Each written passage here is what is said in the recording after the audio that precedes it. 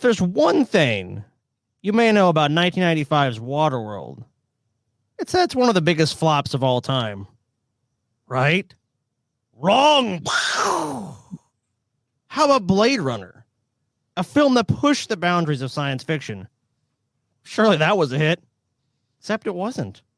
We will learn the story of the madness of the making of the flop that never was, and that films that can define genres can often be financial failures.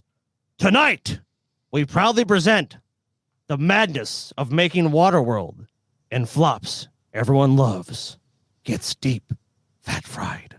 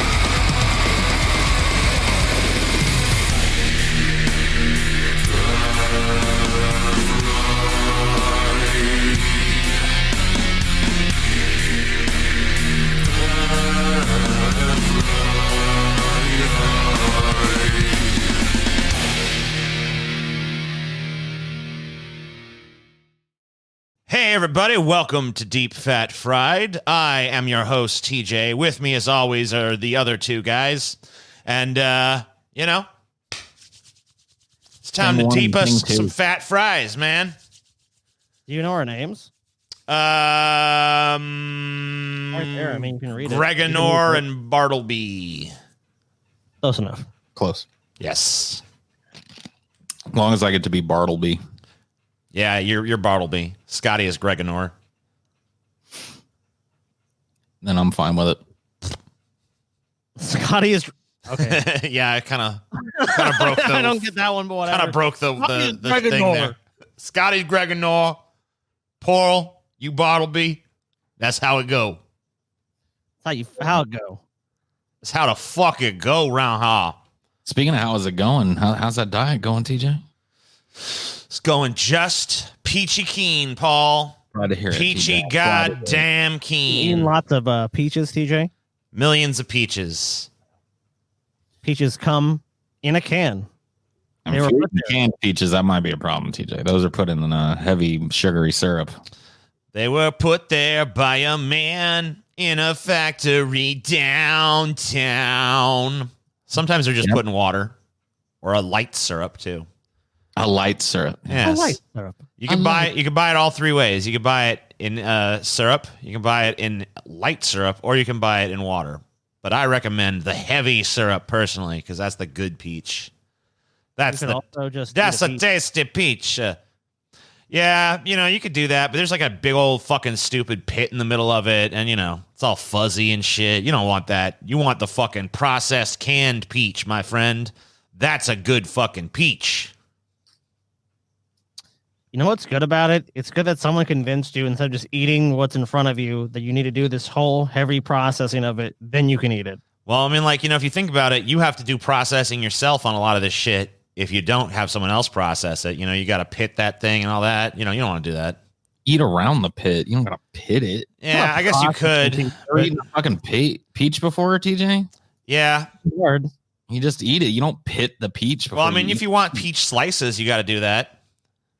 Okay, sure. If you want to slice it up, yeah, fine. And if you're going to eat a big old peach, a lot of times you can't tell if it's ripe or not and stuff. You take a bite, it's like, fuck, this peach wasn't. Can't tell if it's ripe. This peach wasn't ready.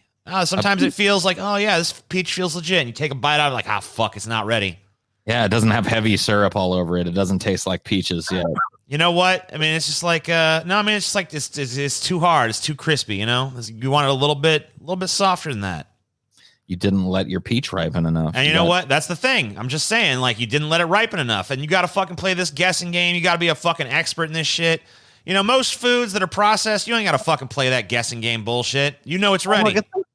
You know it's ready. You guys started this. Are you guys at all willing? I'm 3 weeks. I know you guys are doing weight. I know you're not doing weight, but are you guys willing to start showing the results of your diets yet? Or are you guys waiting still? I don't know about Paul, but I'm basically skin and bones over here, you know? Yeah, me too. You know, I mean, I wouldn't want people to worry. My rib cage is just fucking poking out there like a xylophone or something. You remember Christian Bale in The Machinist? That's basically me at this point. You right now? Yeah. Okay. No, I mean, I went too far with it, and now I'm emaciated. Sorry, go ahead, Scotty. Well, Paul said that he's able now to fit insurance he wasn't able to fit in before. TJ, have you noticed that? Like, has your belt been getting looser on you? I haven't lost that kind of fucking weight. I mean, I've lost some weight, but I can't say that I'm like fitting shit that but you know, all my clothes is always super loose anyway, so I guess I really wouldn't notice even if that did happen. Oh, so well, I mean, like, so your pants, like, well, yeah, I gu's you guys are only going to go in a couple weeks. What are you know how much weight you've lost at all, TJ, or you're not keeping track? I mean, I stupidly didn't weigh myself at the beginning, so I don't know what my starting weight was. I know it was around like somewhere in the 320 range. And now it's like, last time I weighed myself, it was like 312. So, okay. I mean, I've lost 8 to 10 pounds, I would say. That's not bad. Do you have any idea how much you've lost at all, or are you not keeping track? I'll let you know when I go to the doctor next. That's what I've decided is like on my doctor's visits that I get weighed and I'll figure out where I am. Hey, fair enough. I literally weigh myself multiple times a day. So the last time I went to the doctor, I'd lost 5 pounds since the first time I went to the doctor. So I'm assuming that I'm doing pretty well. Clothes that were too small on me are fitting again comfortably. You know what I mean? But I've lost a lot of water weight for sure. I think you guys need to do is do the shirtless pic with like a newspaper or something proving the date. Because if we're gonna evaluate based on how you guys look, that's how we need to do it. Because when we see a picture of Paul A, then Paul B, then we have a picture of TJ A and TJ B, that's how we're going to be like, man, that motherfucker looks totally different. Or it's like, nope, they didn't lose that much. Well, weight. I mean, I should have probably taken a before picture, but I guess I could take one now. Take one now. I mean, that's good enough. Yeah, I mean, I don't look all that different. I noticed a little bit less fat on my ass, but not you haven't like noticed a huge amount of difference. Not dramatically. Like, according to my app, I'm not supposed to fucking, like, I'm supposed to have reached my goal weight in like a year. Oh, Paul has the body of a god. Oh, look at it. Oh my God. Rippling the fucking muscles. They're insane. Crazy shit. I'm doing this show. You know what? Fuck it. I'm doing this show naked. Butt ass naked. Whatever. Paul censored, dude. Here's my proof. There's the pants. There's the underwear. Well, I mean, hey, you're at home. I guess you can do it. What are you going to do about it? Balls out, baby. You can take the pants off. You going to be a bitch about it? You going to be a bitch about it, TJ? What's that? You want proof I'm naked? I'll show you my ass. No, right now. I don't personally want to see I didn't say shit. Blood, baby. Yeah, I ain't saying nothing, Paul. You want to do the show naked? That's on you, man. As long as I got to see shit, I'm fine.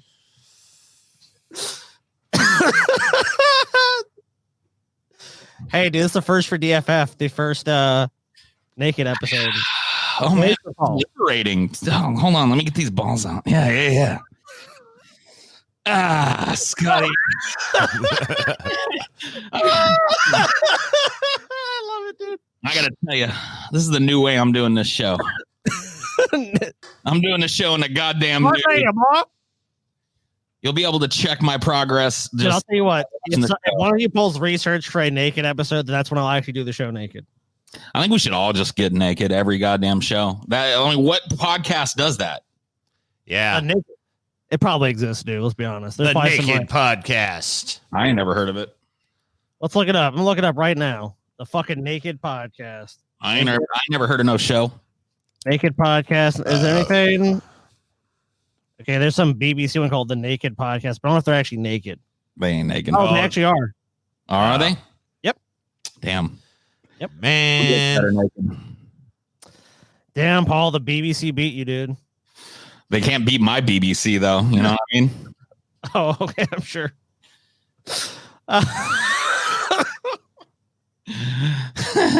Good luck, Scotty.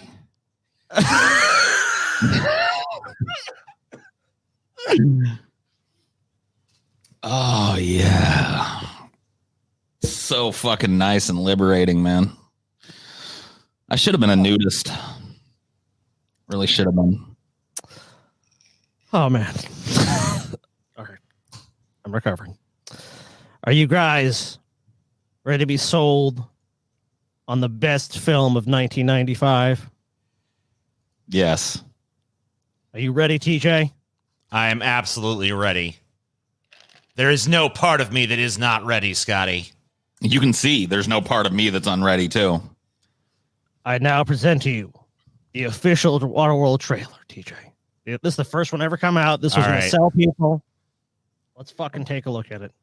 Kill your guys' cams or this shit'll drop frames. All right. Killing fucking camera right now.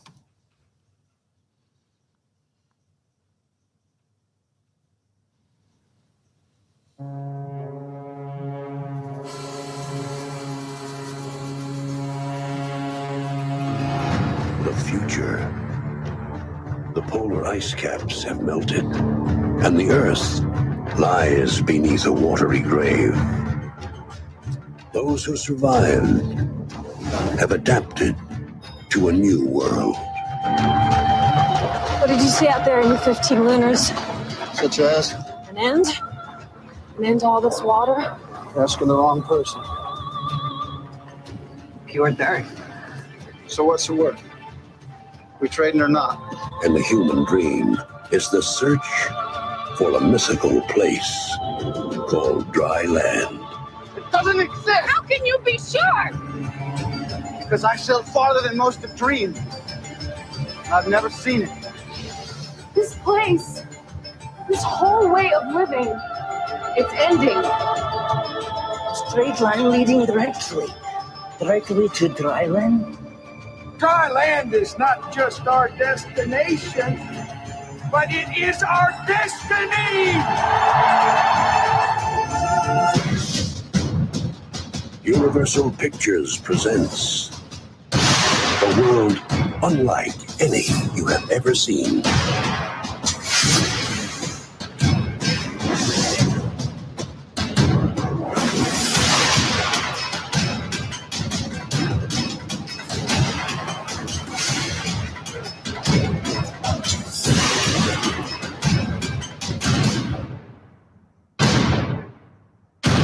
Kevin Costner, Dennis Hopper, Gene Triplehorn.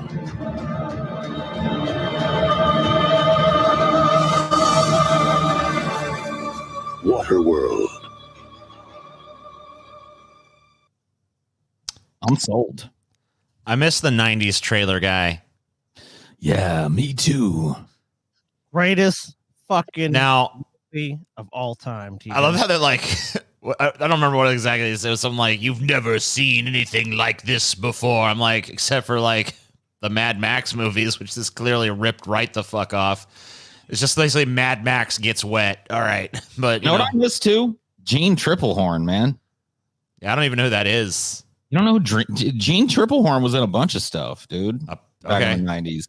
She was in The Firm. She played fucking never saw that. Sure.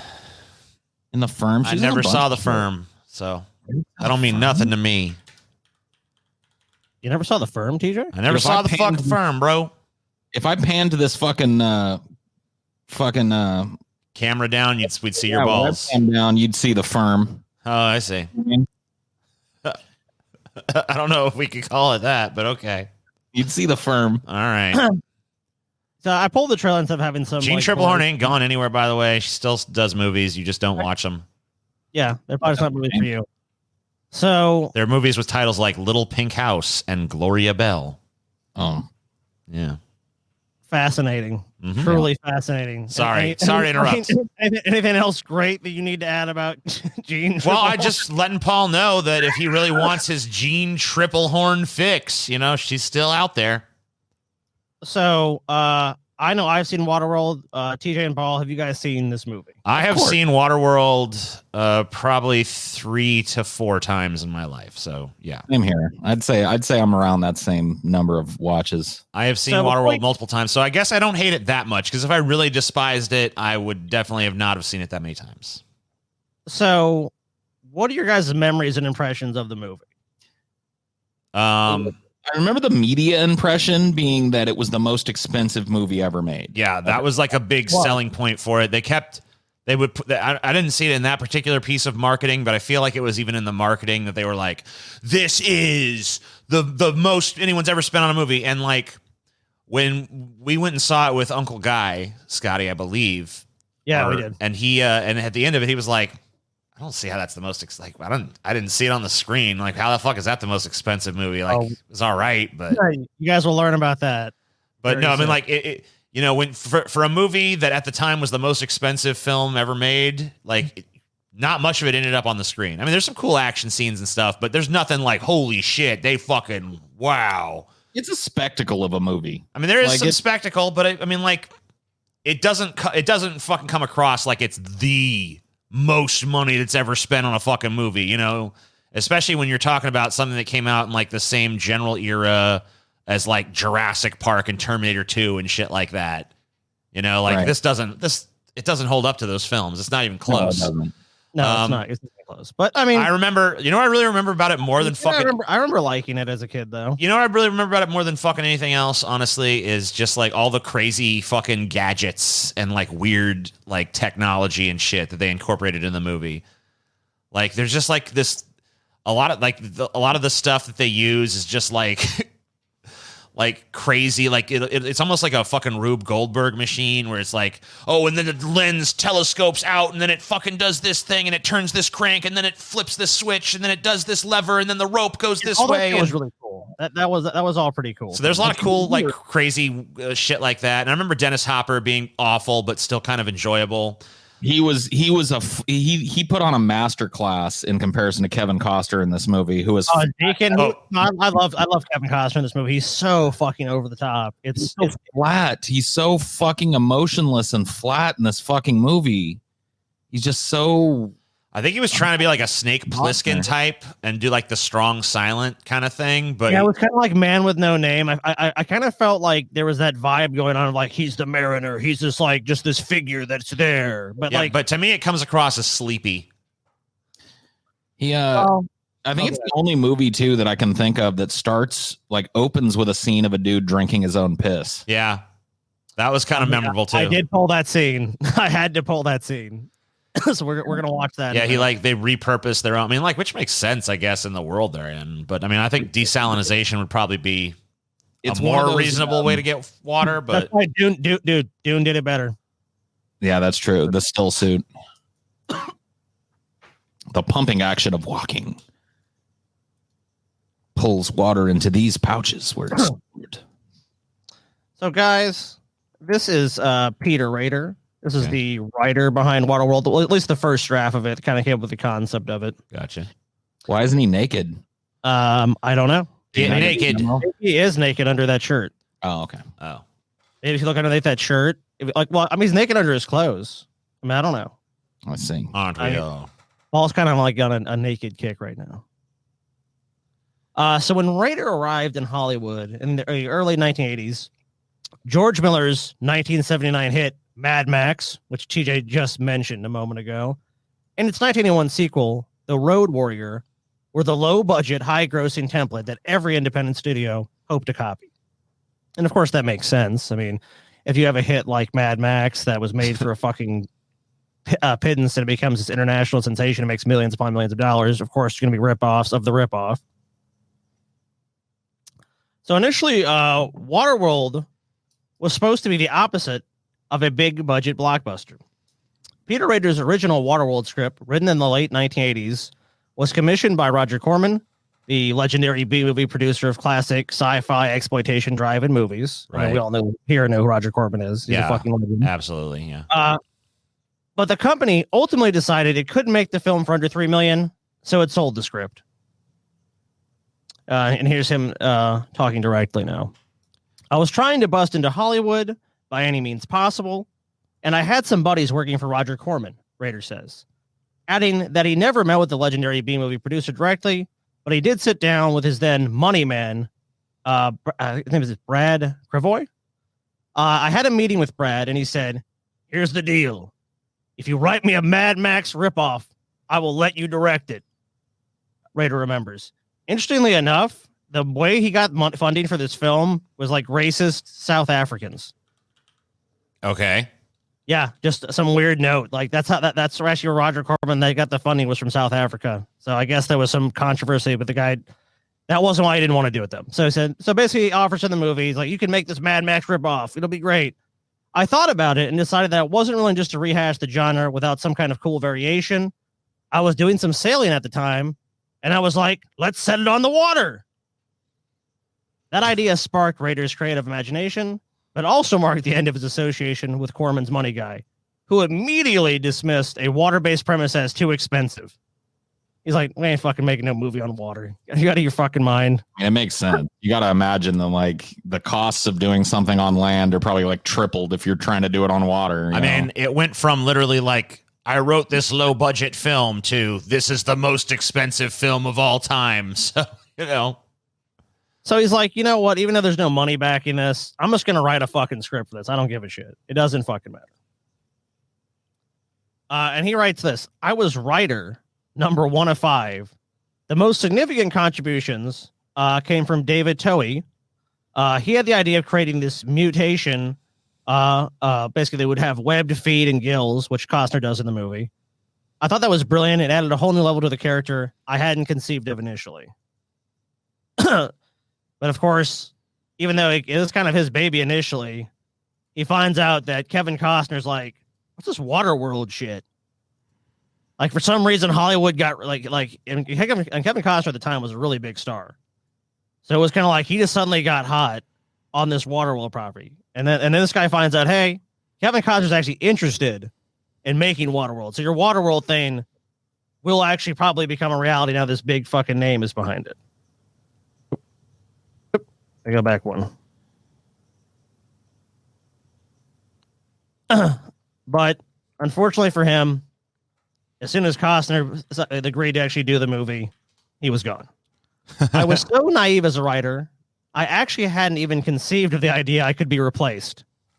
So he's very naive. Like, he just believes, oh, okay, I wrote this, so I'm gonna be involved. He never even met Costner face to face. But he does give Kevin Reynolds, who directed the movie, credit. He says, hey, Kevin still talked to me about the script. He still kind of kept me in the loop. Like, there was a courtesy there that he did me. But Kevin Costner was just kind of like, I am Kevin Costner. Do you know who I am? In Kevin Costner's defense, if you're like hired to be an actor, like who the fuck do you want? Like, what do you care? I mean, it just sounds like he was more than just hired for this. It sounds like he fucking pushed this project to get made. Dude, Kevin Costner is 100% the reason why Waterworld was made. 100%. Because when you hear about the production of this, it truly takes someone that the studio is just willing to bend over backwards for. Because Universal bent over fucking backwards. Well, I mean, look, so to put it into context, at that time, Kevin Costner had just come off a string of fucking hits throughout the fucking early 90s. Like the Robin Hood movie, The Bodyguard, Dances with Wolves. Like, he was just like, he was on fire at the moment. What was that baseball one that he did? Field of Dreams. Yeah, a super fucking well-known movie. At the time. Yeah, I mean, like, he had a track record to show that he was legit. This was kind of the movie that fucking turned it around, because after this, it was like Tin Cup and The Postman and shit. It's like, what? Yeah. Oh, man. And The Postman, by the way, I've never actually seen it, but I am assured that it is the most boring film to ever have been created. It is. I saw it in the movie theaters. Like, I went and saw it because I remember the trailers for The Postman were pretty like interesting. Like, it implied this like post-apocalyptic world that had gone back to like kind of a Civil War era in terms of technology. And but I mean, that's true. But they made it was an incredibly boring film. I've only seen it that one time. Wow. Definitely not worth watching again. But Rader does say this about Reynolds. Says, Kevin got my attention, he tuned into the fact that it's a popcorn movie. We'd also could say a couple of things about the environment and how we've been treating the earth. So, like, hey, pay some lip service to, like, this is bad and stuff, but also Waterworld. Right. This is a scene I had to pull, and this is something that apparently has stayed from the original conception of this film on, is the fact that the pee scene and the pee machine was in every script. So let's go ahead and take a look at it, and then we'll learn a little bit more about it. All right. Killing McKean. This is a beautiful scene. This is a masterwork. This should be shown to every film school student. Because this is the scene.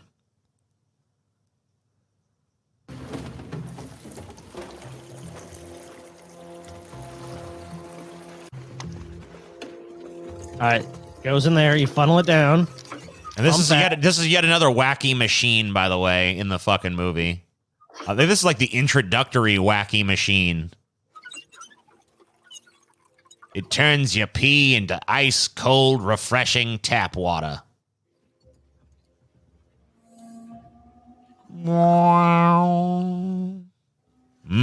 Piss.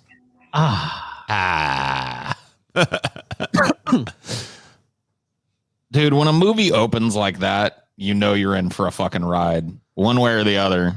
You know what I mean? Hell yeah. Guy chugging his own piss at the beginning of the movie. You know that the movie is going to be something. You don't know what it's going to be, but you know it's going to be something. God damn it. You're in uncharted territory at that point for sure. So that's what they had to say about it. That never changed any of the drafts. It sets up the world in one scene. If you're on a boat in the middle of nowhere and a guy drinks a filtered version of his own urine, you know what the stakes are. That's true. I guess in his script, it was a little bit different, though. The crucial difference in his script and the other ones, in his version, the machine features a working kidney. Oh. All right. So like, I guess that was kind of how you explain, like, oh, this kidney filters it. It's like, all right, a little macabre with the kidney. Let's just make it fucking bullshit. I don't think people would have even gotten it if there was a kidney on there. People would be like, what the fuck is that? I don't know. I mean, I don't know a kidney on site. I don't know about you guys. No, I probably wouldn't know what the fuck it was. I'd be like, what the fuck is that? And not want anything to do with it. So, guys, let's talk about the production of Waterworld. A complete and utter fucking nightmare. So, like, does this rise to, like, Island of Dr. Moreau level, or? Surpasses it. What? Okay, that's a bold claim. Just listen to this. All right. So they start production in June of 1994. Okay. Waterworld's crew constructed the Trimaran, the ship you see here on the screen, the Mariner's Swift, sleek, 60-foot-long sailing vessel. 2 were built, costing $500,000 each. Okay. So they've already spent $1 million for these boats. For these boats. A floating slave colony and the atoll, a donut-shaped jumble of metal that would become a metaphor for the gargantuan production itself. Its 8 sections included the morbid organo barge, in which the Waterworld residents are buried in muck and recycled as fuel. Originally budgeted at $1.5 million, the atoll, constructed of 1,000 tons of steel, ultimately weighed in at $5 million. So before you've even started shooting the movie, we're $6 million in. Oh, at least. With the tally rising, Universal obviously considered pulling the plug, but they invested so much. By the time this is about June 27th, they had already invested $20 million into this movie because the actors had basically what they're called pay or play deals. So even if they don't make the movie, they get paid. So the studio's like, well, we better just make this fucking movie. I mean, yeah, at this point, the sunk cost fallacy fucking kicks in because you're like, dude, we already built this fucking crazy ass barge. We already built these we got to fucking make something. Yep. Yeah, I mean, they're so invested. I mean, plus they have Costner pushing this fucking production. Costner's like, I'm fucking Kevin Costner. I was in Dances with Wolves. He did a lot more. I mean, he He's pretty much the only reason this movie ever even came out. God bless him. In so many ways, in more ways than one. God fucking bless him that we have. So this section I call the shit show begins. All right. The winds were terrible, says one crew member. Some days we couldn't shoot at all. Shots were often ruined by other boats in the horizon, and angles from inside the atoll sometimes caught glimpses of mountains in the distance. A Waterworld no-no. Let me tell you something. Can I just interject something right here? Well, and by the way, they're filming in Hawaii. Right. So can I interject something real quick at this point?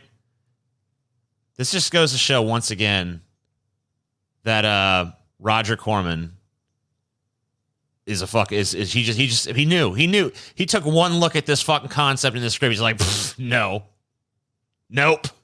Yeah, this is a bad idea. This is not going to be easy to shoot. It's not worth it.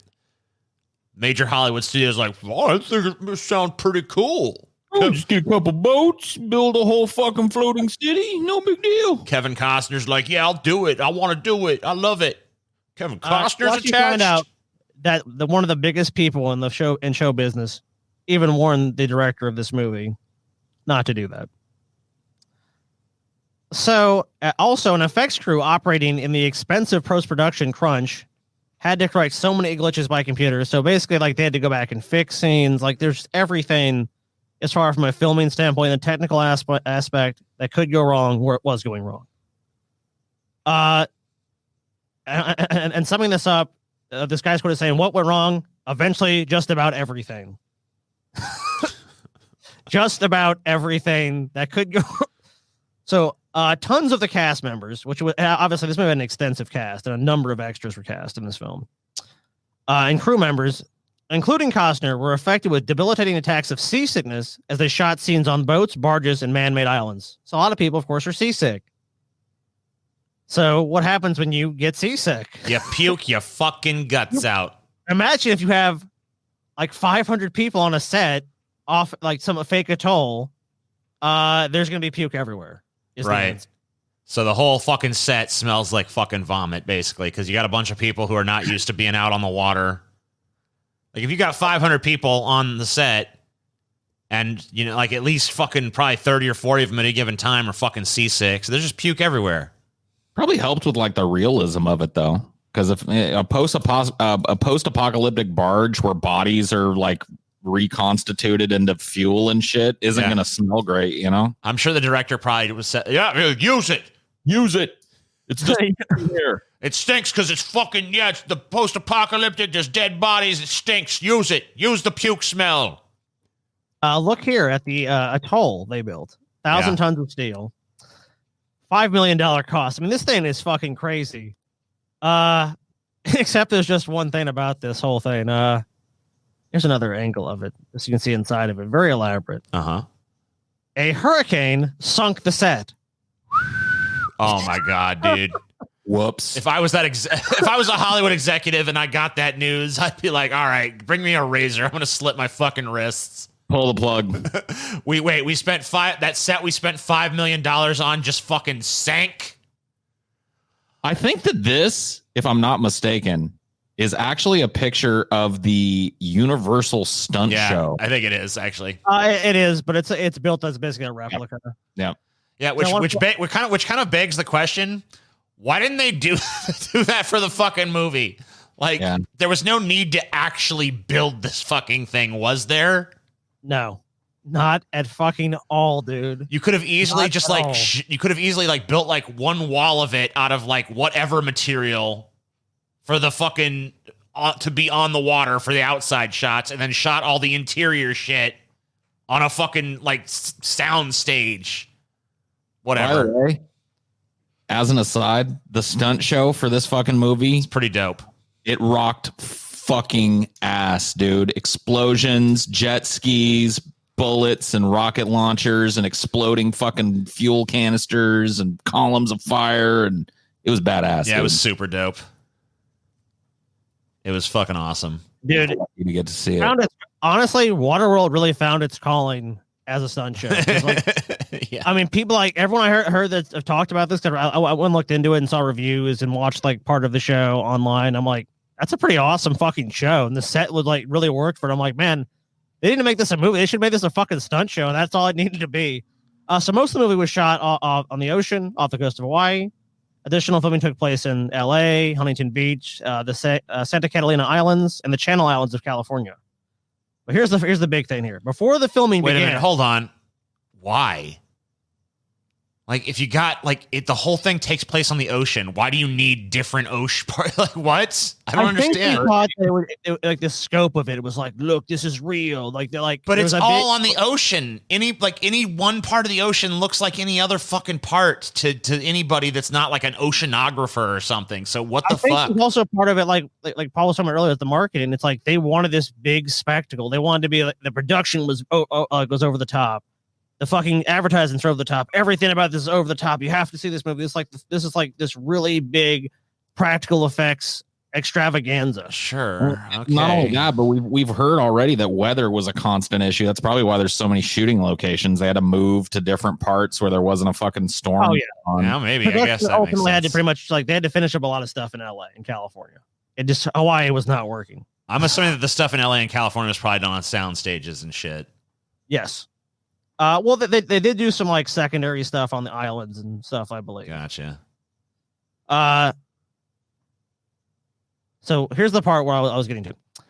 Steven Spielberg had warned Costner and Reynolds not to film on open water owing to his own production difficulties with Jaws. You know, I was just thinking about that. I was like, man, I remember Spielberg talking about what a fucking pain in the ass it was to shoot Jaws and how nothing worked and it's just a fucking nightmare. So, I mean, that was kind of what I was thinking this whole fucking, like, when I was listening to Roger Corman shit, so I'm not surprised. And Universal should have known better as well, because only 2 years earlier, they had a hurricane plague shoot during Jurassic Park. So, like, Universal was aware this could be a big issue with the film, because it was an issue with the fucking one of their biggest films of all time. And, of course, you know, the hurricane fucking hit. Remember, this thing's $5 million. It's not like it fucking sunk something that's not worth shit. Right. So the cost keeps going up. Oh, but hey, guys, if that's not bad enough, the set also fucking super dangerous. And the filming, because filming on the open water, also super dangerous. This guy is named Norman Howell. He's Costner's stunt double, who during the filming suffered a near fatal embolism during a deep sea dive while filming. Basically, it went down too far. He came up too fast. He got what's called the bends. Yeah. He had to be flown on Costner's private jet to Honolulu, where he recovered in a decompression chamber and was able to return to work in a few days. So he nearly died. Got fucking lucky. But that's not all. Oh, no, that's not all. You guys know who this is from the trailer? Gene Triplehorn. Yeah. Yep. And this and the 12-year-old is, her name is Tina Morano. I'm butchering that. Morano. I think it's actually Marjorie. Yeah, I don't know. I can't say her fucking name. I have no idea. We're aboard the Trimaran, the French-built sailboat that we talked about, the one that's $500,000. When suddenly the bowsprit snapped, plunging both actors into the sea. Luckily, they had a bunch of rescue divers, and they were quickly rescued. The worst one actually happened to Costner himself, though. All right. Unfortunately, there's obviously no pictures of this because, you know, I'm sure there's actual evidence of it, but it's never been released. That wasn't the only close call. In December, Costner obviously was one of the movie stars, whatever, that's not important, was strapped 40 feet in the air to a mast of a sailboat. Suddenly, ferocious winds whipped up, and Costner was pelted by seawater, his body hammered against the mast. For 30 minutes, the crew stood by helplessly, knowing it was too dangerous to lower Costner to safety.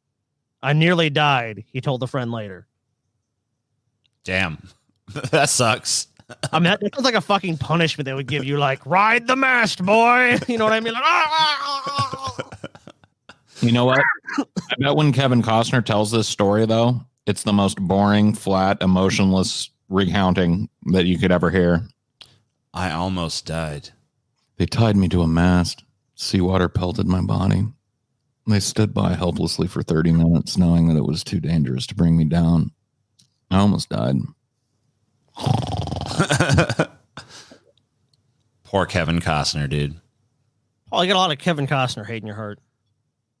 I do. I've never understood it. And here's the thing. Kevin Costner's been in a bunch of badass good movies. Like, I love Dances with Wolves. I think it's a great movie, but he is like a herpes sore in it. Like, he's horrible. He's just, I don't know what to say about it. He just, like, I don't like him. I don't think I've ever watched a Kevin Costner performance where I was like, God damn, that motherfucker's talent is just, he just had the look. You know what I mean? I think he was really good at Mr. Brooks. Yeah, I liked him, Mr. Brooks. That's about the only movie I can remember thinking I was actually impressed with him as an actor, though. Fair enough. I've seen Mr. Brooks, and he was all right there. I thought he was pretty good. I mean, maybe it's because it was kind of like, you know, he's playing this kind of like, oh yeah, he's a nice guy and all this stuff. Nope, he's actually a serial killing monster. And it's like, okay, that kind of seems right for Kevin Costner for some reason. I don't know. Damn, dude. TJ, but that's not all. But then they had to go fuck it up by putting Dane Cook in it. That's not all, TJ. At least he gets killed. Kevin Costner gets divorced during the making of Waterworld. During the making of Waterworld? Oh, shit. Yeah, during the making of Waterworld. That was the perfect time. Oh. This fucking quagmire of a movie project, production hell, fighting with the elements, fighting with the crew, fighting with everybody, and his marriage crumbles. So, unfortunately, during the production, Costner announced that he and his wife, Cindy, the mother of his 3 children, were divorcing after 16 years of marriage. Forever's curious, Kevin Costner paid her $80 million in a divorce settlement. God damn. The amount of this payment is considered to be amongst the largest in the history of celebrity divorces occurring in the United States. All right. I got to find Kevin Costner and get in a relationship with him. Fucking pronto. Paul's like, fuck Jude Law. Kevin Costner's mine. I don't think Kevin Costner has $80 million anymore. Maybe he does. I'll take 20. I bet you Kevin Costner's. I mean, like, as a aside, I'm going to go look at his net hold worth. on. I'm going to go look at his IMDb while you're looking at his net worth. See what kind of shit he's doing these days. If he's not worth at least 80 million, that's fucking. I mean, he's taking shit like, you know, that dog movie, The Art of Racing in the Rain. He was like a voice in that. Okay, TJ. So, guess his net worth. Guess it. I mean, look. Whatever. If you're gonna give me some super high number, it's bullshit. Because he's fucking He's like taking some real shit tier work that you wouldn't take unless you were broke. Be prepared. He was like the highest paid actor in Hollywood during the 90s. Yeah, but now he's taking really, really fucking low paying jobs. Yeah, but when you are dead fucking wrong, dude. Give me a guess. I bet he's worth like 150 mil. All right, TJ. There ain't no way. I mean, I don't know what I don't know what it says. I think it's probably gonna say something like he's worth like 70 or 80 at this point. But I'm going to tell you what, I bet you his actual net worth is more like 20. Okay, so you're saying 20. Well, I'm saying I think it's 20, but I'm saying that your thing, whatever you're looking at, probably says like 80 or 90, somewhere around there.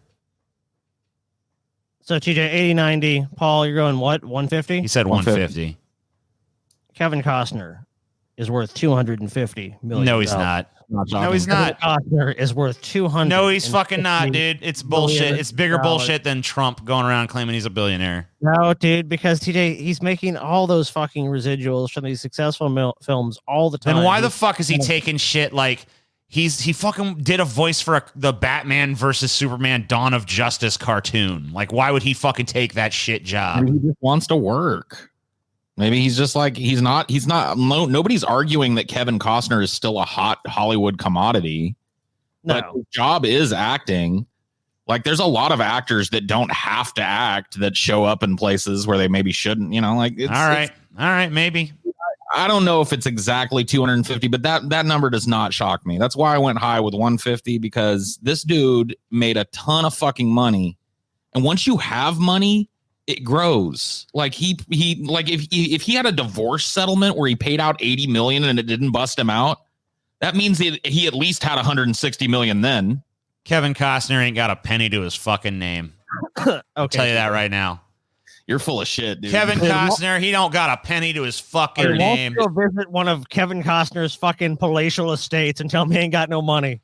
Go tell him that. You go pound on his gate. Hey, Kevin, you're fucking broke, bitch. I'm looking up his house. Hold on. Let's see what he's looking at. Watch him just come by you in a fucking Lamborghini. Like, what's that guy doing? I don't know.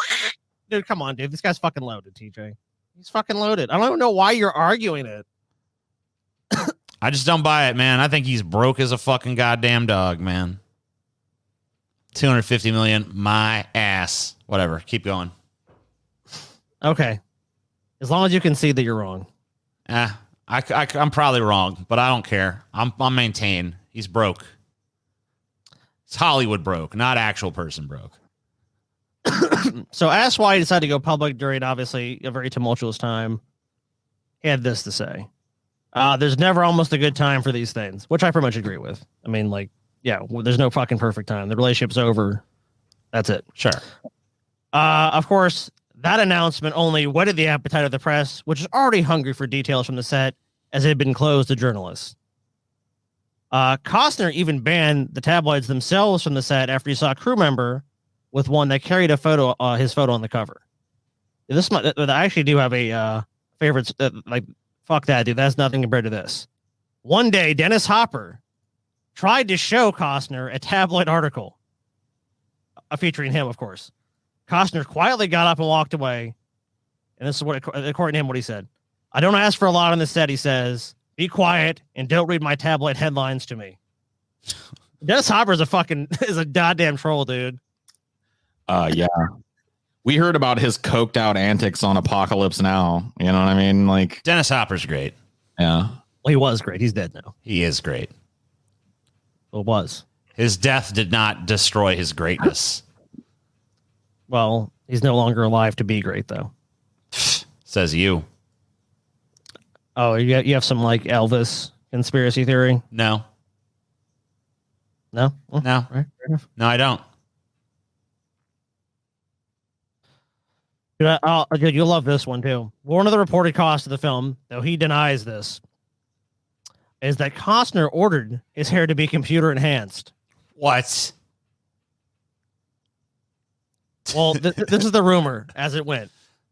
Kevin Costner, at this point in his life, was starting to go bald. Yeah. Okay. Fair He's enough. like, he's in his 40s. He's like, male pattern baldness is starting to set in. Okay. And it's like, hey, you go there and touch up that hair a little bit.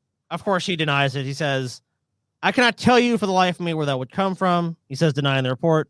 We had a hard enough time getting the computer generated things we needed for the movie, let alone that. I don't know.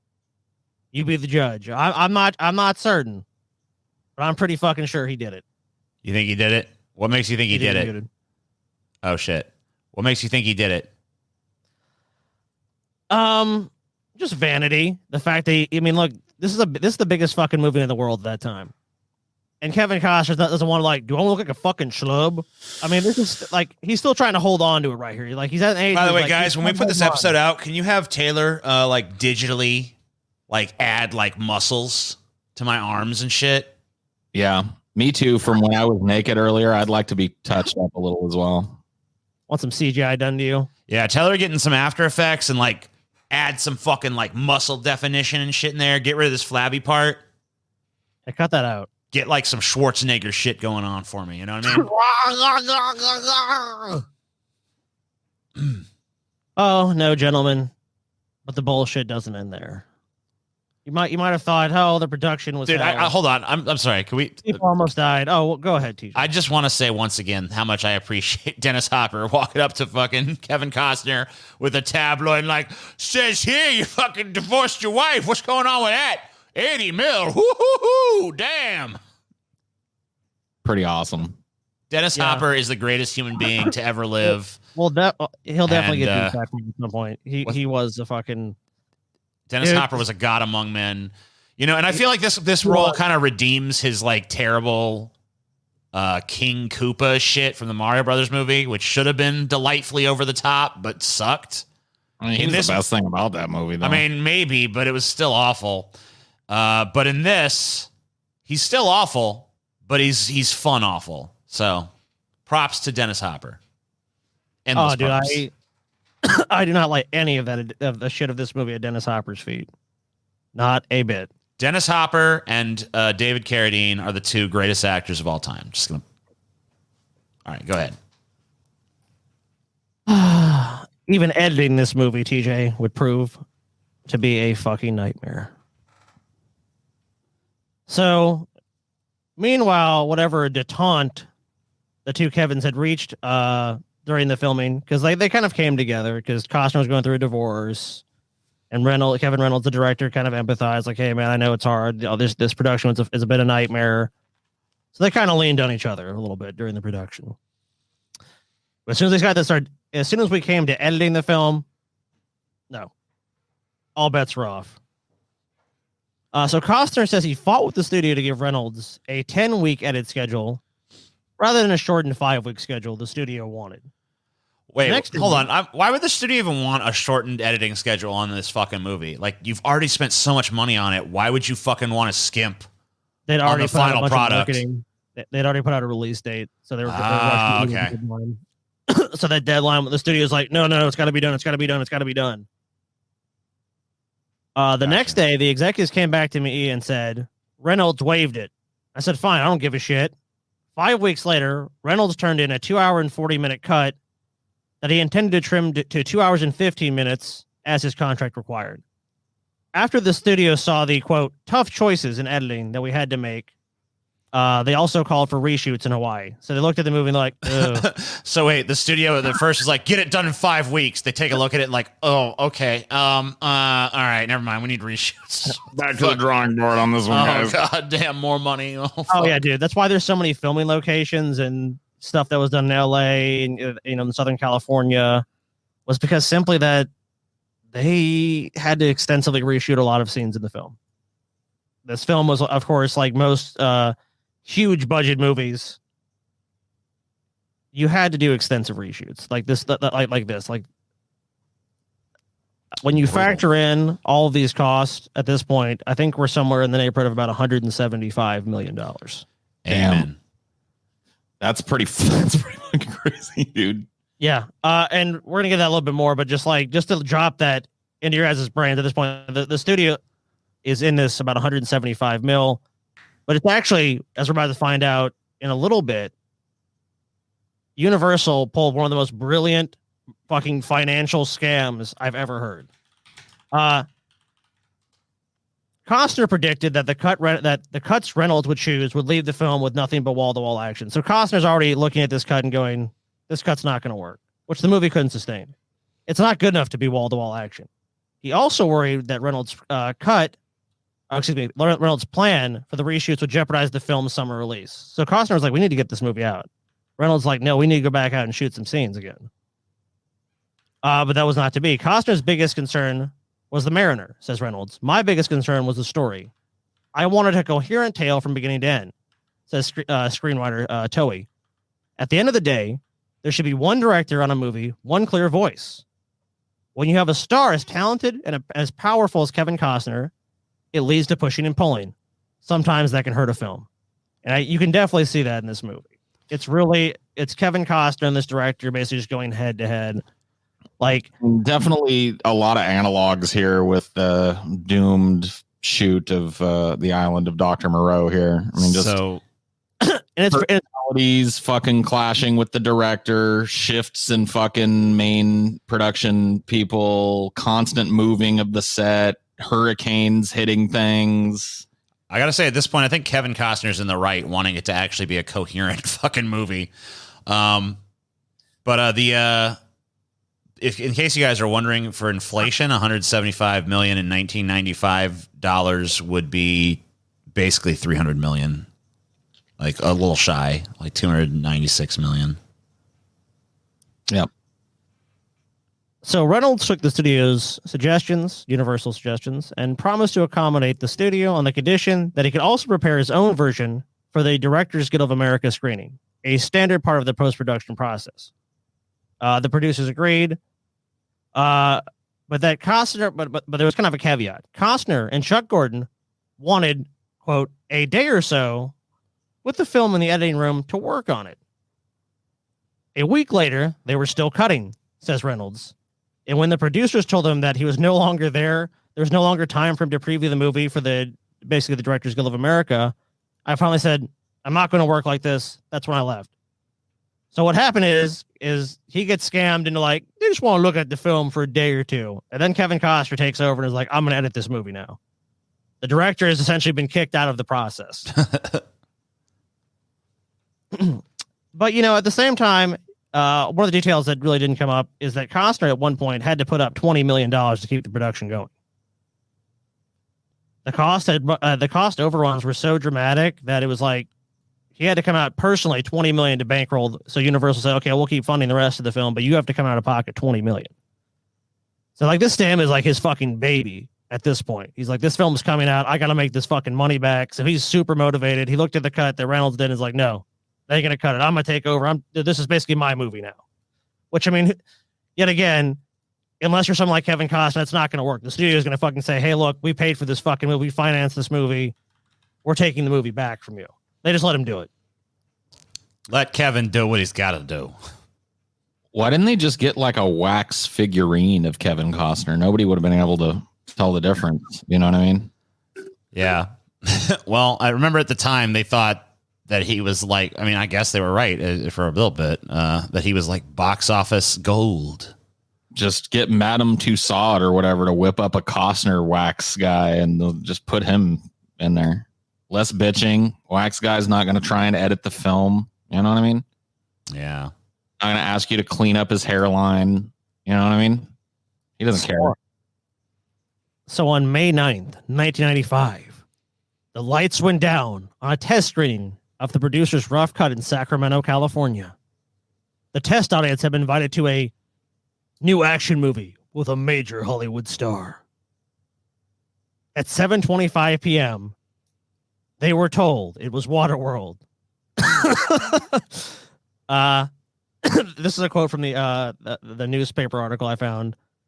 I want my money back, shouted one man. I knew it would be this fucking movie. It received lukewarm to bad reviews. It took us 2 hours to realize what was going on, one attendee said. And someone complained that the computer-generated shark footage, unfinished at the time, looked fake. Okay. Well, yeah, makes sense. If it's unfinished, of course it's going to look fake. I mean, I don't remember. I don't even remember what it looked like in the final cut. So. Eventually, it did look better. I mean, I don't remember there. I don't remember seeing I don't remember there being a terrible shark. I mean, it might not be great, but I don't remember some hideous special effect in the movie. So, my understanding was the more they refined the process, the more palatable it became to the consumer. Sure, so makes sense. Initially, it was kind of just like, "What the fuck is this?" And by the time they had a theatrical cut, people kind of understood what the movie was about. I mean, because I'm like, when I watched it, I wasn't like, "What the hell is going on?" or anything. I mean, it seemed pretty straightforward. I don't know. There must have been a lot of shit that they had to. It sounds like they really struggled to get it to be a coherent fucking movie. But okay. So one of the things you hear over and over about this movie, if someone knows nothing else about Waterworld, it's just that the movie was a fucking massive and total flop. But this is Reynolds. We missed some images. Domestic, 88 million. International, 175 million. Made $264 million worldwide. Yeah, but what did it cost to make it though? Its budget was, if you look right here, 175 million. Okay. I mean, I imagine with marketing and stuff. I mean, I know Hollywood accounting inflates those fucking budgets and stuff too, but it sounds like in this one they really did fucking sink a shit ton of money into it. Basically, by the time it went to VHS in I think it was 96, the film had become profitable for the studio. Okay. I mean, it sounds like they didn't make any sort of like tremendous profit on it, I'm assuming, because, it barely made its money back at the box office. It basically broke even. I mean, it made $100 million worldwide. Sure. Well, I mean, you got to factor in all the advertising and stuff like that too. Yeah. Which is not part of the film budget. They don't run that. They don't roll those numbers into the budget. No. That's just production.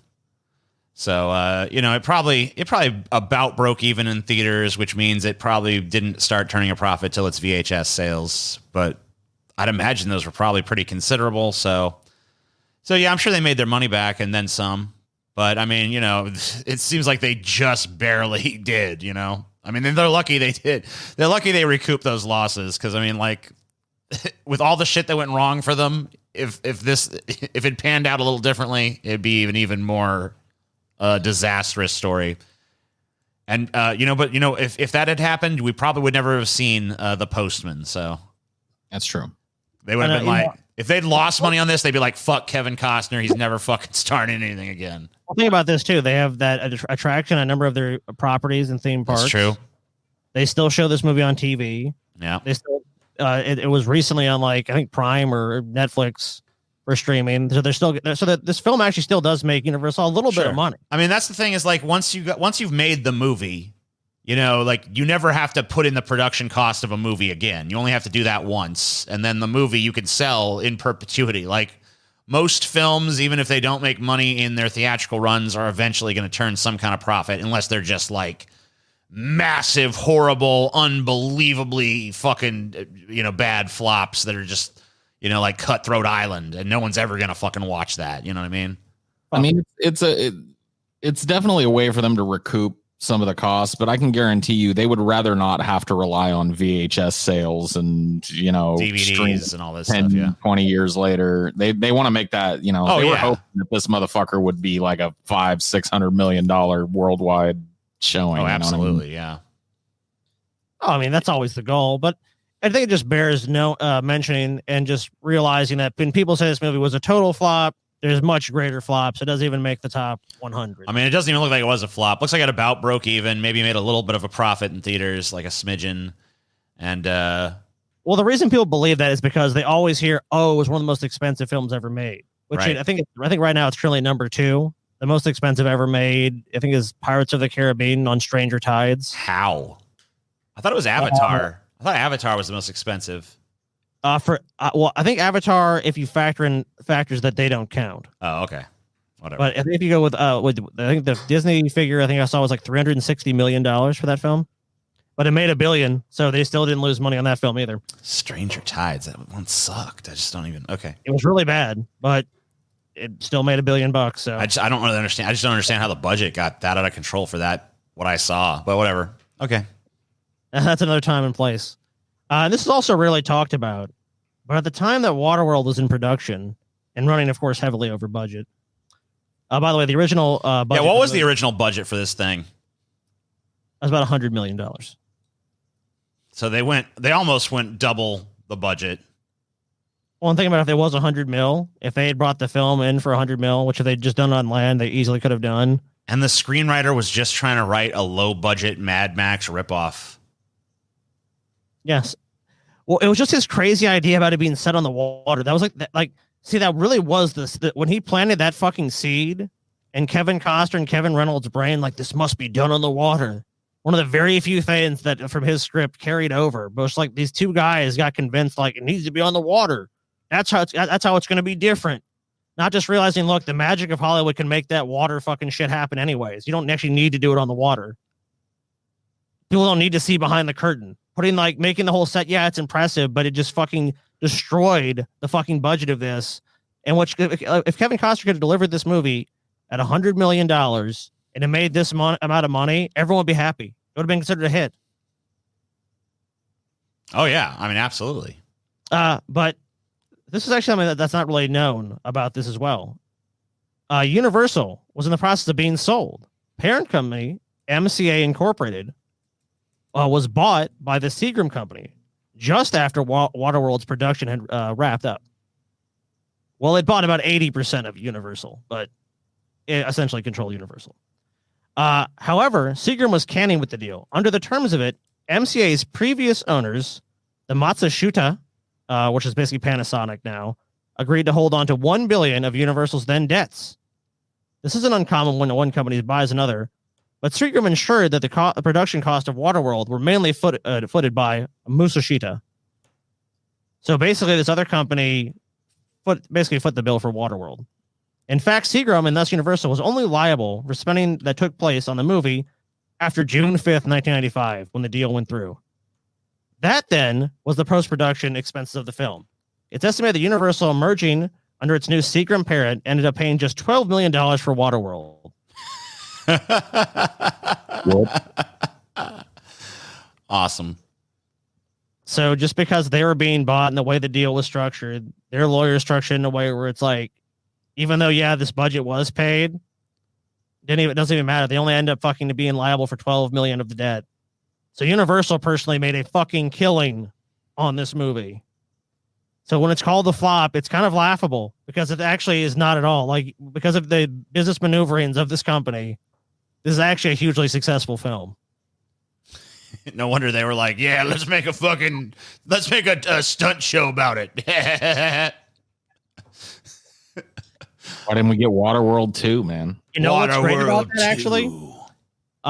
Actually, the writers and people that like that Peter Rader dude and some other people were involved because apparently they didn't get a cut if they created these rides based on their works. So they actually sued, and actually now they do. Oh, cool. Good for them. And that makes sense. Yeah. You know, he created the fucking thing. I mean, even if they didn't use most of his script, they used the general premise of his script. So it'd be like somebody making like a deep fat fried ride where you just sit in your chair and get fatter. You know what I mean? And they don't give us a dime for it. Yeah, come on, guys. All right, just sit there for 20 years. All right, now we're gonna show you a bunch of garbage. You're gonna bitch at it, and in between, you stuff fucking Hot Pockets in your mouth or whatever the fuck. I actually don't like Hot Pockets, your but mouth, dude. yeah, give me a Pop-Tart. I like a Pop-Tart. Oh shit, dude! If I really want to wreck your guys' diets, just drop off a box of donuts to each one of you. Yeah, donuts are delicious.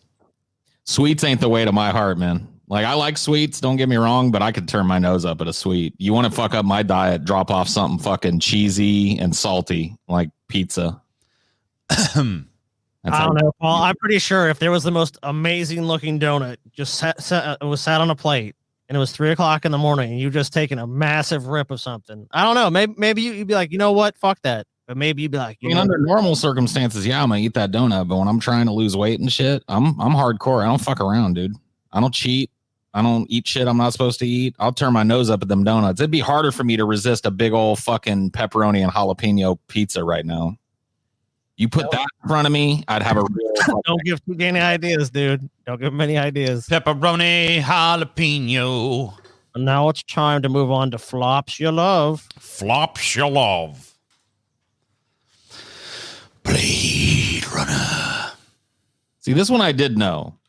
I knew prior to this show that Blade Runner did not do well. And I've always thought it's one of the biggest fucking... travesties in Hollywood history, that a movie that's this fucking foundational and, to the sci-fi genre and just movie making in general. This movie's fucking a work of art. Mm-hmm. And didn't do too well, unfortunately. No. So the budget for this one was $28 million. It didn't, well, I will say this. It wasn't like it was like so bad it's like unbelievable, but it only made about $28 million. So they made their money back a little bit, kind of. Yeah. Half goes to distribute the distribution of the film goes to the theater owners and stuff. So it's like, the film didn't do too good. Yeah. It's pretty fucking pitiful, honestly. And I got to be honest with you, looking at these two movies we've covered so far side by side, Blade Runner looks a million times better than Waterworld does. Yeah, like it's just not like, for less money they were able to create a more believable, more visually interesting, more fucking satisfying world. I have an idea, dude. What if we do Blade Runner, but we set it on the water? Call it Wave Runner. Oh yeah. Oh shit, dude. That's actually a jet ski brand, but yeah. The replicants have fucking moved into the ocean. Hell yeah. It's going to be a fucking masterpiece. Blade Runner 2049, by the way, also not a massive hit. I mean, it wasn't quite a flop, but with a production budget of $150 million, it made about $259 million worldwide. So obviously everyone here has a reverence for this movie. So while Blade Runner is one of the most influential science fiction movies ever made, it was considered just another sci-fi flick when it was released in the summer of 1982. Theaters were basically saturated with this kind of movie at the time, such as Star Trek II, The Wrath of Khan, The Thing, and most importantly, E.T., the extraterrestrial. E.T. Phone Home. That's the hit. The fucking Which was the highest grossing movie of the year. Yep. I guess I can't say the R word. The mentally impaired alien E.T. Phone Home. You don't know E.T. was mentally impaired. Come on, dude. Yes, he was. He was pretty smart. E.T. Elliot. That's the one the fucking America flocked to. Dude, if you had a boo-boo, E.T. could use his little fucking... You wouldn't be calling him the R word, TJ. Yeah, E.T. would just finger me, and then the boo-boo is cured. Ouch. Ouch. Yeah. And you'd be healed. Do you like the E.T. ride at Universal? I mean, it's pretty lame, but I guess it's okay. Oh, man, you don't like that ride, dude? I mean, it's old, so whatever. It's kind of all right for being an old-ass motherfucking ride that probably should have been shut down 10 years ago, I guess. Oh, you're a piece of shit. So Blade Runner only made about $6.5 million during its opening weekend. Mm-hmm. Not too great. Of course, audiences rediscovered Blade Runner on VHS and, of course, later DVD throughout the 80s and 90s as Warner Brothers re-released it with the director's cut and later a final cut, which Ridley Scott currently stands by as the definitive version of the movie. Mm-hmm. As well as this, TJ, in 1993, the Library of Congress picked it for the United States National Film Registry for being culturally, historically, and aesthetically significant. Yeah, well, I mean, like, it's pretty hard to deny when, like, literally every future dystopia since then has been like, okay, we need to create a future dystopia. Oh, we should come up with something original, new, and unique. No, I'm just kidding. Let's rip off Blade Runner like everyone else. Yep. Like, literally every fucking future dystopia you see in a movie is just Blade Runner. With a few exceptions here and there. But, like, for the most part, they all just rip off Blade Runner. So I pulled some trivia about both of these movies that I didn't know. Maybe you guys will know this. All right. Dustin Hoffman almost played Deckard. I did know this. Dustin Hoffman was considered for a lot of weird roles. I'm trying to remember where I learned that Dustin Hoffman... I watched a movie the other night, and I learned that Dustin Hoffman... the fucking Schwarzenegger movie, Total Recall. Dustin Hoffman was considered for fucking Quaid. Quaid. So Christopher Walken was considered for Han Solo. Has nothing to do with this, I guess, but you know, another weird thing that almost happened, I guess. At various times during development, Blade Runner's original screenwriter Hampton Fancher pictured Robert Mitchum, Christopher Walken, and Tommy Lee Jones. Christopher Walken again? What the fuck? As Rick Deckard. Dude, I could totally see those guys in the role, but I mean, it'd be different, obviously. Well, of course. Ridley Scott wanted to go in a completely different direction by casting Dustin Hoffman, whom he later acknowledged didn't really fit the type. Yeah, Dustin Hoffman's kind of a weird one for me. Yeah. I figured, unlikely though he may be in terms of his physical size as a sci-fi hero, as an actor, Hoffman could do anything, explained Scott. Therefore, it really didn't matter. Maybe. I don't know. Yeah, Dustin Hoffman was a pretty good actor. It's really hard to fucking speculate and shit. Like, because the whole movie would be totally fucking different with a different person in that role. So the fact that Dustin Hoffman is like kind of short and small, like Hollywood has a billion fucking ways to deal with that, as is evidenced by Tom Cruise. Right. I mean, Tom Cruise is basically like the size of a hobbit, and yet they made him an action star. So, you know, whatever. And he is like a really fucking versatile actor. Like, you can't take that away from Dustin Hoffman. Absolutely not. But, you know, looking at it now in the hindsight of the Harrison Ford portrayal of the character, it's hard to imagine a Dustin Hoffman, but he could have been good. Who knows? So could have Walken. Yeah.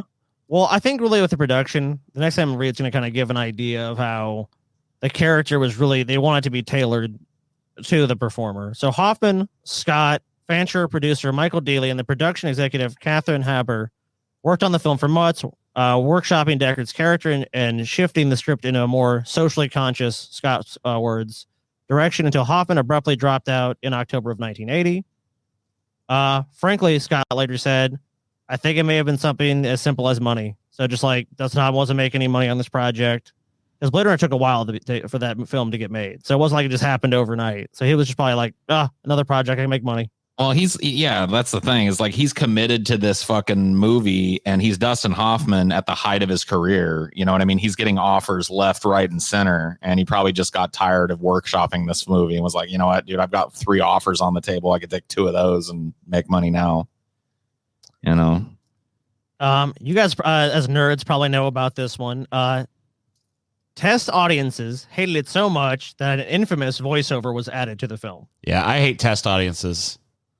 Yeah, they need to stop bringing stupid, empty-headed people that know nothing about movies in to watch movies. Because the thing about a movie audience is like the people who go to see a movie are people who like watch the trailer or like hear about the movie. Like a movie attracts like a lot of times a movie will attract the audience that it needs, and sometimes it doesn't attract it when it's in theaters. Sometimes it takes a while, but whatever.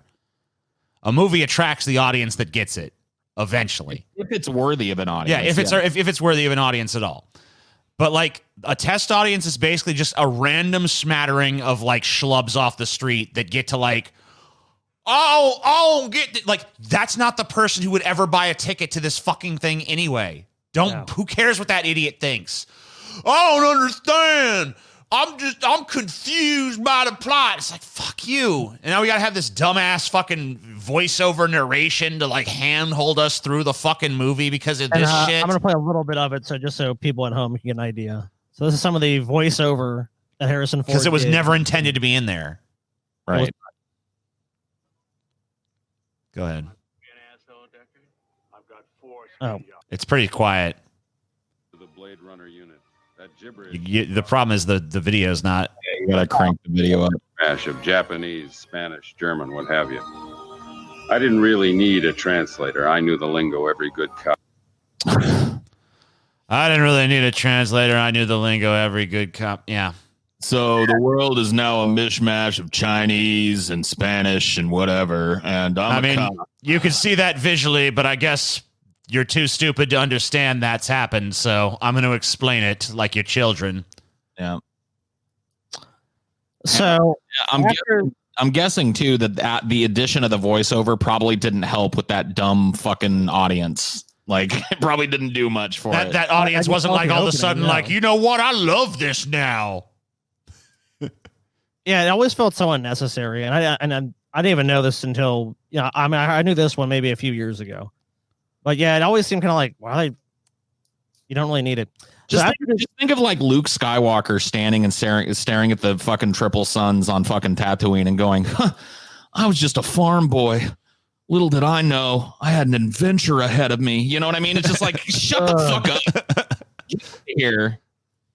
Yeah. I hate when I look off into the distance, wondering about what my destiny is. Because when you watch the fucking the Ridley Scott cut of this film, where they've taken out this stupid voiceover, this establishing shot where they're flying over the city is so beautiful and haunting and chilling, and you know what I mean. And it just says everything it needs to say. Does it though? I think we need Harrison Ford to explain it to us a little bit. It's way in the future, and I'm playing a cop. That's right. I'm not even narrating this as the character. I'm actually Harrison Ford right now. It's like, oh, God. What the fuck is happening? Well, here's why it was added. So after disastrous preview screenings, producers Bud Yorkin and Jerry Perencio hired a third writer, Roland Kibbe, to write a noirish voiceover for Deckard so that the movie could be easier to follow. Now, this part of it's legend. So it's an urban legend, has it, that Ford intentionally delivered a lackluster performance so that Yorkin and Perencio would ditch the voiceover entirely. Obviously, that we don't know if that's true or not, but the voiceover, as you guys can see, is horrible. Not that fucking great, and really subtracts something from a brilliant film. Yeah, I don't get. I mean, I don't know. Harrison Ford, I mean, I don't think he's like the greatest actor in the world or some shit, but he's definitely better than what this voiceover would lead you to believe. So, I mean, can you imagine? I kind of feel like maybe that's true. I don't know. Can you imagine being involved in this movie, right? Yeah. And seeing, because, you know, like Harrison Ford's a big fucking star at this point. He's seen rough cuts of this movie. He's seen Ridley Scott's vision for this movie. He's seen early edits. Can you imagine being come to and asked, like, dumb people don't get it, so we're going to need you to record some voiceover, like explaining the world and stuff. Like, you're going to know immediately that's a stupid fucking idea that ruins all of the tension and all of the beauty of the opening of this film. So, of course, he's going to just phone it in. I don't blame him. So whether or not that's true, Ford was not a fan of the experience, calling it a, quote, fucking nightmare. I thought that the film had worked out the narration, but now I was stuck recreating the narration, and I was obliged to do voiceovers for people that did not represent the director's interest. Just as Paul said, he was not happy. So even if he didn't knowingly, like, I am going to sabotage this, he's still just like, this is so fucking stupid. So he's definitely not putting his all into it. He's just like, all right, yeah, give me the fucking lines. Movie and believed in the goddamn movie as it was. Right. Well, by the way, here's how you know it's the fucking studio entirely. In Blade Runner's 1992 director's cut release and 2007's the final cut, the voiceover was removed. Of course it was, because it's fucking useless. It's horrible. Because the principal actor and the fucking director and pretty much everyone involved with the creative process, besides these two moronic fucking producers, excuse me, writers. These fucking writers, for some reason, have a hard on for adding this stupid fucking narration. Okay, I'm not. Some people just hate voiceover in general. I'm not one of those people. I think it can work, but it was never meant for this movie. It doesn't work in this movie. And it fucking like Paul said, it undercuts moments that are like supposed to be sweeping and like blowing you away with their grandeur. And instead of that, you're focusing on this dumb exposition that's being just like, and here's me to handhold you through the movie. Yep. It's like, if you want baby's first movie. This is the future. It's like, shut up. Like, voiceover for me, 90% of the time is unnecessary. Like, when it's done right, it's good, but 90% of the time it's done lazily to either fill in the gaps that the movie left in its cinematography or in its fucking script, or to try and dumb down something because they think audiences aren't going to get it. Sure. And if you want an example of good ass fucking voiceover, The Big Lebowski, dude, Sam what's Elliott. his name? Sam Elliott, yeah. Sam Elliott's fucking opening voiceover, and then several times during the movie, he just kind of comes back. Darkness washed over the dude. You know what I mean? That's good shit, man. That's like it adds. It doesn't subtract from the film. Yeah. I completely agree. I mean, like, and that's like, here's the fucking thing. Shawshank Redemption, Morgan Freeman's voiceover, shit in that. It's great. By the way, Morgan Freeman's always welcome. Perfect fucking segue. That was also next what we're going to talk about, but that was also the first time that Morgan Freeman ever did that in his career. Yeah, really, it's great. So to say he fucking nailed it is an understatement. Yeah, and once again, like, you could probably take his voiceover out and the movie would still make sense, but it just adds something. Like, it builds on the atmosphere of the fucking movie. Right. Dude, every time I think of the Shawshank Redemption, I think of the exact line, Andy Dufresne. Andy Dufresne. It was great. My friend, Andy Dufresne. I mean, if anyone's ever watched network television, it's like a go-to movie that people just watch. Like, oh, Shawshank Redemption, I'll watch that movie. TNT, I remember, I don't know if they still do, but they play that shit all the time.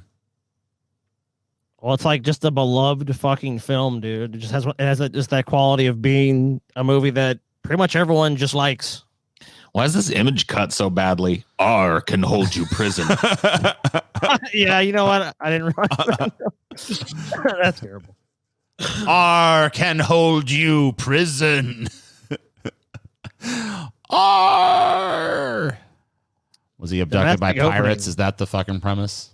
$727,000. Ooh, look at them international numbers too. Brutal. 115 mil. It probably had a pretty limited international. It probably like opened in like one or two cities. Ooh. On a budget of $25 million. So you might say, oh, it made $28 million. That's including all its releases. If you take into account what they had to pay out, to theater owners and distributors and all the middlemen, all the bullshit, this movie was a flop. Yes. A total fucking flop, which will surprise a lot of people because it's such a beloved fucking movie. It's kind of like it's a staple. I mean, some movies take a minute to find their fucking audience, you know? It's true. Which it's weird for this one, though, because this isn't really a movie with a niche audience. This is a fucking movie that's a real crowd pleaser that pretty much, like, most people you fucking sit down in front of this movie that have any sort of, like, affinity towards movies in general are going to at least like it. I can't remember where I heard this. I remember reading about the Shawshank Redemption that some of the people speculated that it was a naming problem. Like the name of names of movies are important. You know what I mean? Like, and the Shawshank Redemption, that, like, I don't know, like thinking about it in a vacuum. Yeah. You know what I mean? Having not seen it, not knowing what it's about, like how likely are you to just on a whim go buy a ticket for a movie called The Shawshank Redemption? All right. You know what I don't know. The answer is not very. I mean, apparently not. I mean, if it was the name that repelled people, then maybe it is a bad name. I don't know. The producers of it, like the original short story is like something like Rita Hayworth. I can't remember the name. Maybe you guys do. I think it was called Rita Hayworth and the Shawshank Redemption. Yeah, but I could be wrong. The producers actually thought at one point it was a biopic of Rita Hayworth. Oh. So, yeah, you're right. The name was definitely very confusing. And it did so poorly despite very positive critical response and Academy Awards recognition in 1994. So, like, this was like people were gushing about this, but it wasn't like it was like the critics were like, oh, I don't know, it's a middling film. It was like, go see this movie. Didn't matter. As you guys mentioned, The Shawshank Redemption failed to find audience in theaters. It was when the general public started to notice the movie is when Warner Brothers released it to VHS the following year. And it quickly became one of the top video rentals across the country. Huh. TJ, the reason you saw it so much on TNT was in 97, the cable network TNT bought the rights to air it. And it actually helped the film find a larger audience. Dude, that's repeated airings. I don't know if that's the first place I saw it, but I remember it being on TNT like literally all the fucking time. They played the shit out of that movie. Oh, no, that was the first place you could not avoid that shit on TNT, man. They had exclusive rights to show it on TV. So that's when you saw it. It was crazy. I'm pretty sure that I saw it first. I think we rented. I think Mom and Steve rented it at one point and we watched it with them. But I do remember seeing it on TNT all the fucking time. Shawshank Redemption is currently on the American Film Institute's Best 100 Movies of the Past 100 Years and is the #1 film, the king of IMDb's top 250. It's 9.3 on IMDb. No film higher. 9.2. I mean, that's pretty fucking good. Oh, I thought it was 9.3. Goddamn good. That is fucking crazy, dude. I mean, like, you really said something about your movie when whiners on IMDb, who are the most uncharitable raters. But that's what I'm saying. It's so weird this movie didn't find its audience in theaters because it's so crowd pleasing. Like, it appeals to like such a broad swath of people. Like, you know, a lot of movies are pretty niche. It's not really a niche fucking movie. Not at all. I also pulled some trivia, and it does actually pertain to this. One reason the movie reached first place on IMDb's top 250 is due to fans of The Dark Knight. Do you guys know about this? No. I figured you might, TJ. I don't. They gave The Godfather the lowest possible score so The Dark Knight could be #1. When the excitement about The Dark Knight died down, The Shawshank Redemption ended up in the top position. So wait, a bunch of Dark Knight fanboys were like, fucking Godfather could eat a dick. Let's go all downvote The Godfather so that The Dark Knight reigns supreme. Well, here's why. When The Dark Knight was released in 2008, The Godfather held the top spot on the IMDb list. Sure. And The Shawshank Redemption was #2. But The Dark Knight quickly rose to the #1 spot, dethroning The Godfather. Commentators had pointed out that at the same time, the number of users who gave The Godfather the lowest possible score rating rose from 6.1 to 6.4. This suggests that people gave The Godfather a 1 out of 10 rating just so they could see The Dark Knight at the top of the list. That's so lame. So what I'm hearing is basically The Godfather's still #1. Yes. One film and Godfather got. Well, I mean, this is what's downvoted on purpose. This is what's wrong with this IMDb chart, and it's the same thing that's wrong with a place like Reddit and shit. This upvote, downvote shit. Like it just leads to like no one. If you're like when you reach the point where you're not honestly assessing a movie, but you're just trying to downvote it so you could push up some other movie that you're like this evangelist for. Like, you've destroyed the integrity of the entire fucking system, and this whole list is fucking suspect at that point. One of the biggest mistakes of the internet was giving plebs the ability to vote on things. Like, the internet should be run like an absolute fucking brutal dictatorship where nobody's voice matters unless they've actually done something. Like, if you've actually done something, if you were part of the movies... or, you know, you work as a fucking critic, or you work as this, but like giving absolute shitheel plebs the ability to fucking go and monkey with things it's the worst fucking idea. The fatal flaw of. I mean, it is a terrible idea, but I think it speaks volumes that the Shawshank Redemption could be number one. Not only because of the manipulation on that part, but the fact that you figured a bunch of fucking narcissistic, lonely fucking people that are like on this quest to do this. They didn't think to fucking downvote the Shawshank Redemption. They're like, let's take the Godfather out instead. Like, they didn't want to touch the Shawshank Redemption. So in a way, I almost feel like they're right, but not in really the sense that they think they're right. They still fucked this list too. The Dark Knight ain't top 5 of all time. It's a good ass movie, but it ain't in the top goddamn 5 best films ever made. No, I would agree with that. I'm gonna say I like the movie, but yeah, I wouldn't say it's my top. I mean, 5. if I was to make a top 10 list, none of these. I mean, I don't know if maybe some of. I don't know. Maybe one of. I don't know. I don't think any of these movies would be in my top 10. So. Fair enough, TJ. Fair enough. But that's just my own fucking personal crazy ass opinion. So who fucking knows? You should just listen to us. We should be the only people that get to vote on things. This is a good idea, Paul. I mean, that's kind of what we do here on this show. Is like we've often said that like when the three of us get together and fucking make a determination about something, that's it. That's like reality is established. Yep. Because if the three of us can come to a consensus, that's it. That's the final word. No one the like issue resolved. Yep. We make the subjective objective. That's our job here on this planet. I agree. Yeah, I pulled this fact for Paul specifically. All right. Frank Darabont wanted the film ending to be much more ambiguous.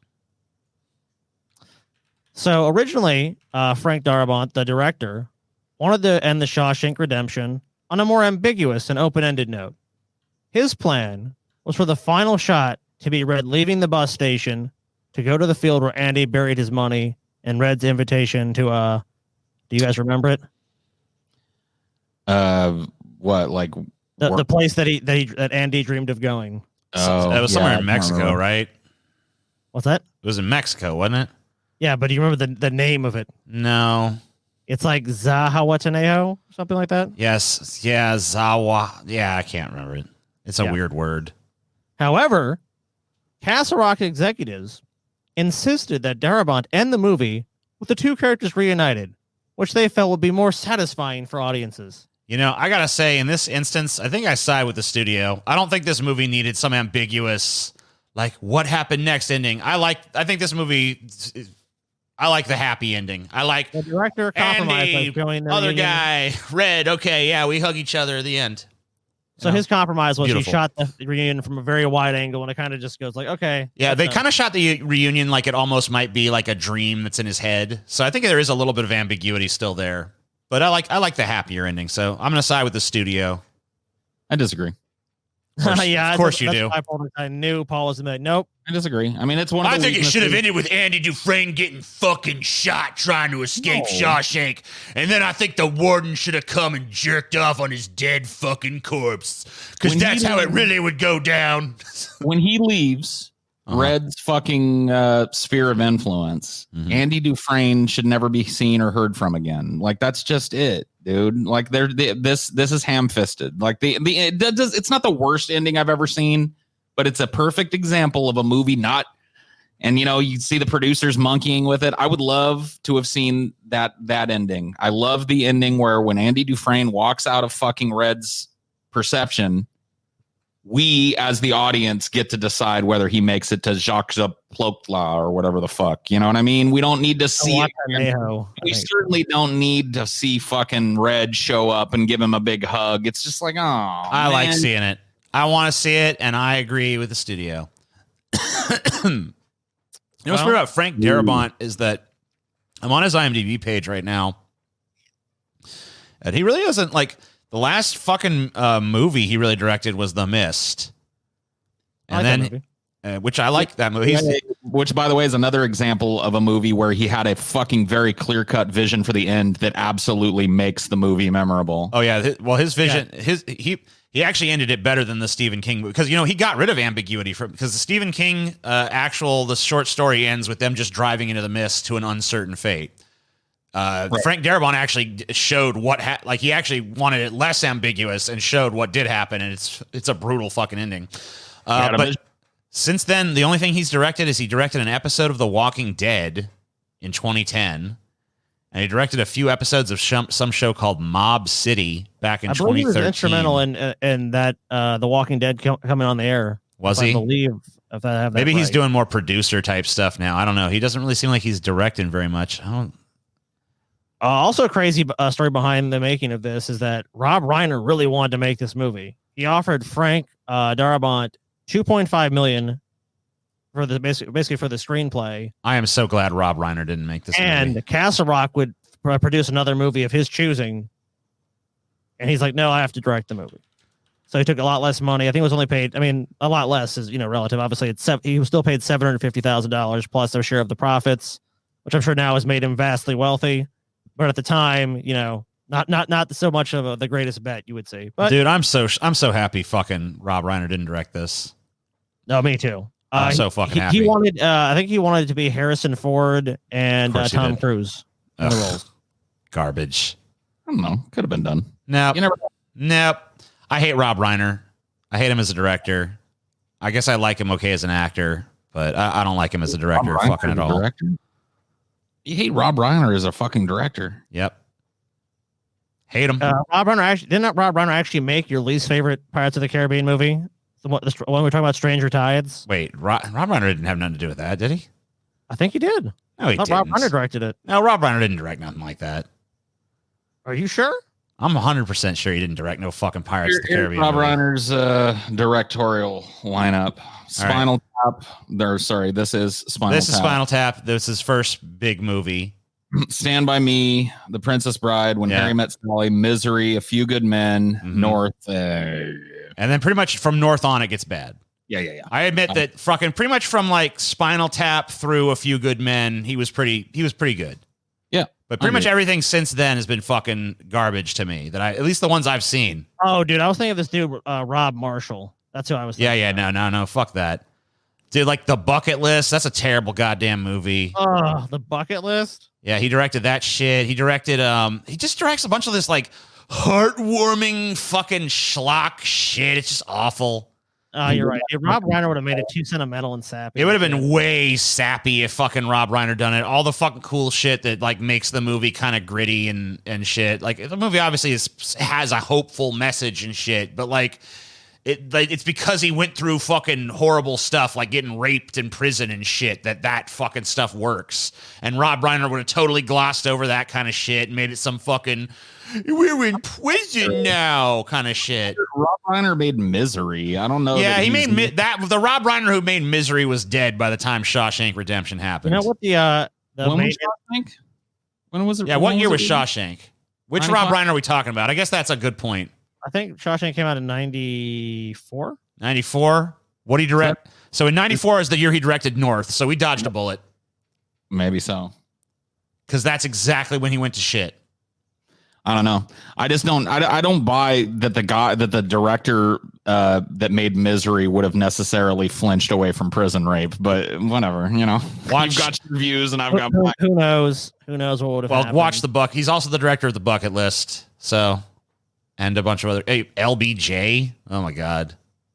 Good old LBJ. You remember that one? Woody Harrelson. I didn't even know this existed. I'm gonna leave Rob Reiner's IMDb page. Yeah. Good on TJ. I don't want this. I don't want it. Well, guys, this has been the The madness of making Waterworld and flops everyone loves. It's only got 2 flops everyone loves? I thought there'd be at least fucking 3, Scotty. What the hell? That's it, TJ. That's You it? gotta leave something on the table. You got to leave something on the table. Oh, TJ, there could be many sequels to this. All right. No, sure. Okay. Okay, TJ, look, Scotty. Okay. you can't show. Look, TJ, you come to a magic show. You can't show everyone all the tricks up your sleeve. Okay. Exactly. TJ. I know you personally would love to do nothing but make a never-ending episode of Deep Fat Fried that just until you die of natural causes never ends. But, I'd love it. I'd fucking love it. You know, you got to pick a spot, TJ. I guess you're right. All right. Well, I guess this is the spot. Scotty's incomplete episode, I guess, is coming to an end. Fairly well, everybody. Incomplete. Okay. Keep them wanting more, TJ. Scotty, you have anything to add to your fucking incomplete episode? Yeah, I want to add that you're a worthless piece of shit. All right. Thank you guys for watching Deep Fat Fried. See you next time with more delicious contento. Bye-bye.